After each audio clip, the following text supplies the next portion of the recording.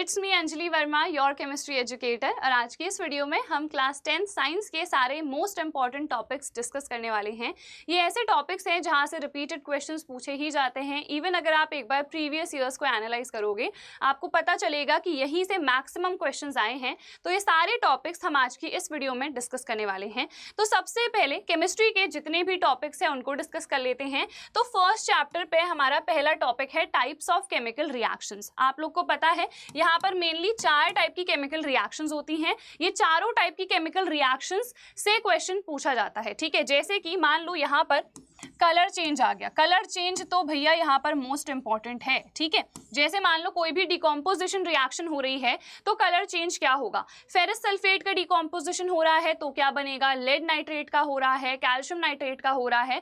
तो colour changes क्या है, इवोल्यूशन ऑफ गैस, गैस का कलर क्या है, गैस का डिटेक्शन क्या है, ये सारे टाइप के क्वेश्चंस पूछे जाते हैं। Same goes for the displacement reaction या फिर डबल डिस्प्लेसमेंट में जो प्रेसिपिटेट है उसका कलर क्या है, ठीक है। इस टाइप से बेसिक क्वेश्चंस आते हैं, बहुत ही सिंपल है। एक बार बस आप वन शॉट देख लो, 1 घंटे में पूरा ये जो कॉन्सेप्ट है क्लियर हो जाएगा, ठीक है। उसके बाद रिडॉक्स रिएक्शन, रिडॉक्स रिएक्शंस में से पूछा जाता है कि रिड्यूसिंग एजेंट क्या है, इसके अलावा ऑक्सीडाइजिंग एजेंट क्या है, तो ये सब आपको पता होना चाहिए, ठीक है। रिड्यूसिंग एजेंट क्या है, ऑक्सीडाइजिंग एजेंट क्या है, रिडक्शन किसको हम कहते हैं, ऑक्सीडेशन किसको कहते हैं।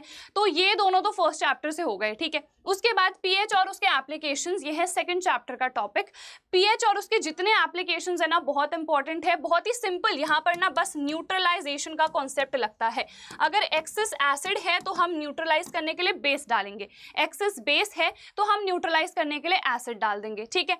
उसके बाद केमिकल नेम और फॉर्मूला, जितने भी सॉल्ट्स है ना सेकंड चैप्टर में बहुत इंपॉर्टेंट है। उनके जो जनरल नेम है हमें वो भी पता होने चाहिए और जो भी केमिकल नेम्स है वो भी पता होने चाहिए और जो भी उनके फॉर्मूलाज हैं वो भी, ठीक है। उसके बाद क्लोर एल्कली प्रोसेस, वेरी इंपॉर्टेंट। इसके लिए मैंने एक शॉर्ट डाला हुआ है, 1 मिनट में यार पूरा कॉन्सेप्ट समझ में आ जाएगा।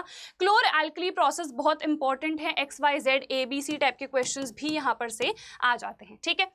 उसके बाद नेक्स्ट देखो properties of metals and non metals. यहाँ पर दोनों टाइप की प्रॉपर्टीज आ जाती हैं, केमिकल प्रॉपर्टीज भी और फिजिकल प्रॉपर्टीज भी। फिजिकल तो सिंपल है, आपको पता है, मेलिएबिलिटी है, डक्टिलिटी है, good conductors of electricity, heat, ये सब फिजिकल में आ जाता है।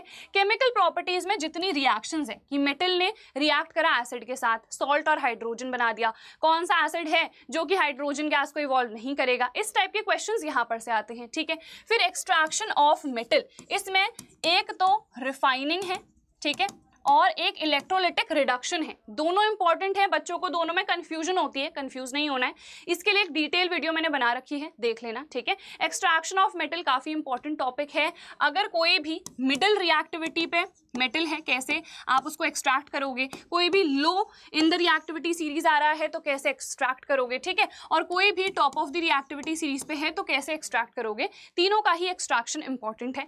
उसके बाद chemical properties of carbon compounds, यहाँ पर 4 रिएक्शंस हैं, ठीक है। कौन कौन सी हैं, ऑक्सीडेशन है, किसका होता है, यहाँ पर अल्कोहल का होता है, ठीक है। फिर एडिशन रिएक्शन है, एडिशन अनसैचुरेटेड दिखाते हैं, ठीक है। फिर है सब्स्टिट्यूशन रिएक्शन, ये हमें सिर्फ सैचुरेटेड वाले दिखाते हैं। और हमारे पास है कंबशन। अगर कभी भी कंबशन होता है, आपको पता है CO2 and H2O he produce होते हैं। अगर इनकम्प्लीट कंबशन होगा तो कार्बन मोनोऑक्साइड फॉर्म होगा। अगर आपको ऐसी कोई वीडियो चाहिए है जहाँ पे सिर्फ हम उतना ही कराएं जितने से आप पास हो सको तो डेफिनेटली बता देना, ऐसा कोई एक सेशन भी हम प्लान कर देंगे, ठीक है।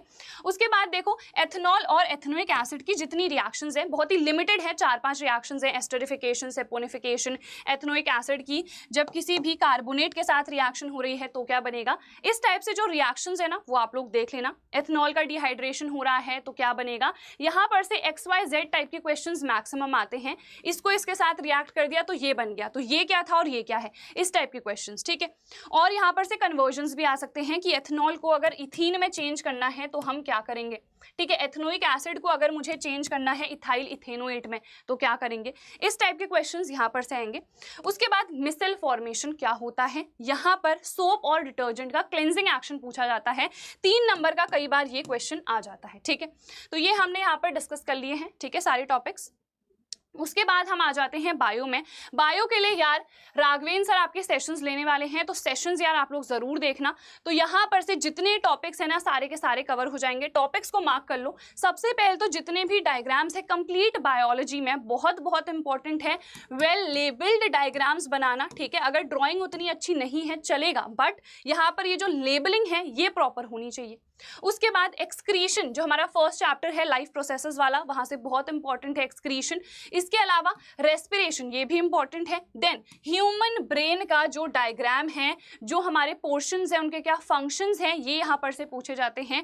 हॉर्मोन्स इंपॉर्टेंट है, ठीक है। Then reproduction in plants as well as humans, यानी कि एनिमल्स वाला भी, ये तो वैसे भी आपका फेवरेट टॉपिक ही है और यहाँ से बहुत सारे क्वेश्चंस आते हैं, तो अच्छे से सभी लोग देख लेना। फिर उसके बाद रिप्रोडक्टिव हेल्थ, ठीक है, जैसे जो सेक्सुअली ट्रांसमिटेड डिजीजेस होती हैं एसटीडीज, इनको हम कैसे रोक सकते हैं, ये क्वेश्चन तो 3 नंबर का बहुत बार आया है प्रीवियस ईयर्स में। इसके अलावा मेंडल का लॉ है, फूड चेन और फूड वेब, ट्रॉफिक लेवल्स, ये सारे इंपॉर्टेंट टॉपिक हैं, बहुत इंपॉर्टेंट है। इनमें से एक भी टॉपिक आपको नहीं छोड़ना है, ठीक है। उसके बाद हम आ जाते हैं फिजिक्स में। देखो फिजिक्स में ना न्यूमेरिकल्स आ रहे हैं, 3 या 4 नंबर के ही आएंगे, ज्यादा नहीं आ रहे हैं न्यूमेरिकल्स। आप एक बार इवन सैंपल पेपर को एनालाइज करोगे तो पता चलेगा कि न्यूमेरिकल्स बहुत ज्यादा नहीं आ रहे हैं, लिमिटेड है, लिमिटेड फॉर्मूलाज हैं। तो देख लेते हैं क्या क्या करना है। देखो एक तो मिरर और लेंस वाला है, यहां पर से न्यूमेरिकल्स आते हैं। बस 2 फॉर्मूलाज है आपके पास, है ना, 1/f = 1/v प्लस ये मिरर के लिए हो जाएगा। अगर आप माइनस लिख रहे हो तो ये लेंस के लिए हो जाएगा। फिर मैग्निफिकेशन का फॉर्मूला है, तो बस आपको यहाँ पर ये देखना है, मेन जो इंपॉर्टेंट चीज है वो साइन कन्वेंशन है। फॉर्मूला बच्चों को याद रहता है, साइन कन्वेंशन गलत कर देते हैं जिसकी वजह से आंसर गलत हो जाता है, तो ये गलती आपको नहीं करनी है। और जब भी आप कोई भी फॉर्मूला लिख रहे हो, कोई भी न्यूमेरिकल सॉल्व कर रहे हो, यूनिट्स जरूर मेंशन करना कि सेंटीमीटर में है, मीटर में है, और क्वेश्चन में अच्छे से वेरीफाई भी करना।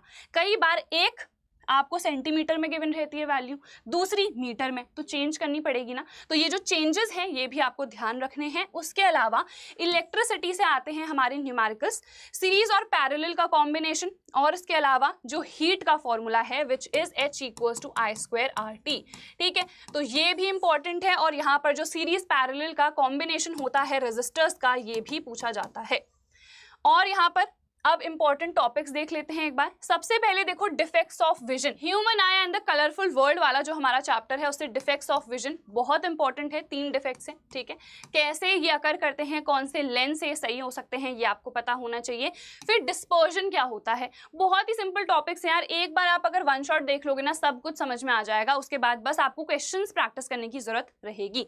फिर उसके बाद Ohm's law, very very important. Diagram based questions maximum आ रहे हैं, अच्छे से देख लेना। इवन बायो में भी डायग्राम बेस्ड क्वेश्चंस आ रहे हैं एंड इवन फिजिक्स में आ रहे हैं। तो राघवेन सर एक सेशन भी लेंगे जहां पर आपको डायग्राम बेस्ड क्वेश्चंस करवा देंगे, तो जरूर आप लोग देख लेना। फिर मैग्नेटिक इफेक्ट वाले चैप्टर से ही मैक्सिमम डायग्राम बेस्ड क्वेश्चंस आ रहे हैं, क्योंकि आपको पता है यहाँ पर बहुत सारे हमारे लॉज भी होते हैं, रूल्स भी हैं, तो उसके अकॉर्डिंग यहाँ पर क्वेश्चंस आ रहे हैं, आप लोग को प्रैक्टिस करने हैं। तो ये सारे टॉपिक्स यार हमारे बहुत ज्यादा इंपॉर्टेंट है।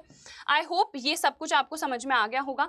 इन केस फिर भी आपको कोई भी डाउट होता है, कोई भी आपको लगती है डिफिकल्टी, तो आप लोग कमेंट बॉक्स में पूछ सकते हो। So that is it for this video. हम मिलेंगे हमारी नेक्स्ट वीडियो में। Till then bye everyone, take care and all the very best.